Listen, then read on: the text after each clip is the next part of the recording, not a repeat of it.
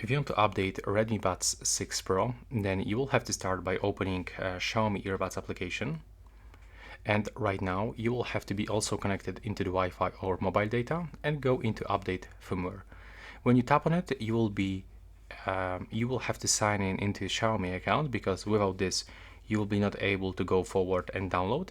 So we have to click sign in, and right now you can simply input your Xiaomi account, create account. You can sign in by using your short messages, and basically you have to just sign in, and after this you will be able to click here and connect. In this case we got some kind of the Xiaomi Watch S4. Okay, so this feature allows us to connect these earbuds into the Xiaomi Watch S4 and enable walkie-talkie function.